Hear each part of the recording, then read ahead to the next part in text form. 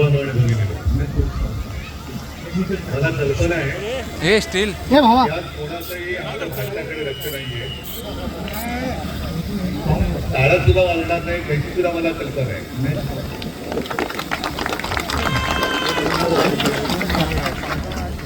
मी सर्वप्रथम सुनील जोगार आणि आपल्या सर्व सहकारी शिवसैनिकांना धन्यवाद देतोय.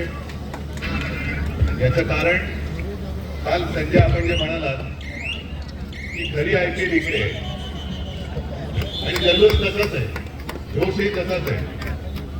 फक्त एकच फरक आहे, IPL मध्ये कोणता खेळाडू कधी कोणत्या संघाला असतो ते कळत नाही. आणि मागेही मी एकदा बोललो होतो की अनेकदा आपण टीव्हीवरती मॅच बघत असताना आपण म्हणतो अरे हा आपला खेळाडू आहे, आता तो त्या संघातून खेळतोय.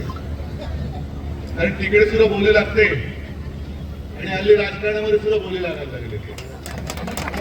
त्याची बोली आधी तिकडे खेळाडू जातात, पण या कबड्डीमध्ये तसं नाहीये. कबड्डीमध्ये एक संघभावना आहे आणि मी खरं म्हटलं तर अनेक वर्षांनंतर कबड्डीचा सामना बघतोय. असं सुद्धा तुम्ही बघू शकत नाही, कारण तुमचा उत्साह आहे. त्याची चपळाई हे सगळेच गुण, चपळाई पण पाहिजे, ताकद पण पाहिजे आणि नुसतं कबड्डी करत तंगडी नाही पकडायची, तर डोकं पण वापरावं लागतं. आम्ही राजकारणामध्ये फक्त तंगडं घालण्याचं काम करतो, तर तसं नाही. हा वेगळा एक खेळ आहे आणि मला खरंच आनंद होतोय की या विक्रोळीकरांनी भांडूप सगळा हा जो उपनगराचा भाग आहे या सर्वांनी आपला भगवा आणि मराठी ठसा कायम ठेवलेला आहे. असेच सगळे सरकार जसं बंगालमध्ये बंगाली एकवटले, तमिळनाडूमध्ये सगळे तमिळेन एकवटले, हा जोश पाहिला तर मला असं वाटतं महाराष्ट्रामध्ये सुद्धा मराठी माणूस महाराष्ट्रीयन म्हणून एकवटल्याशिवाय राहणार नाही. आणि आपला जो भगवा आहे त्या भगव्याचा तेज हे तुम्ही कायम ठेवलं, याबद्दल तुम्हाला सगळ्यांना धन्यवाद देतो.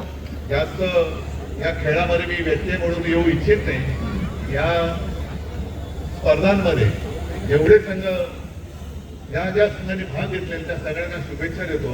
आणि आता ते सुद्धा हे सामने पराठा उद्या अंतिम फेरी आहे, तर उद्या अंतिम फेरीत येण्यासाठी आणि उद्या अंतिम फेरीत येतील त्यांच्यासाठी सुद्धा मी शुभेच्छा देतो.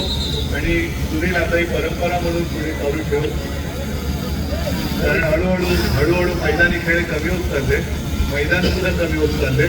त्याच्यामुळे आपण नाही तर दुसरं कोण वाचवणार, तर ही परंपरा आता सुरू ठेवू. आणि परत सगळ्यांना एकदा धन्यवाद.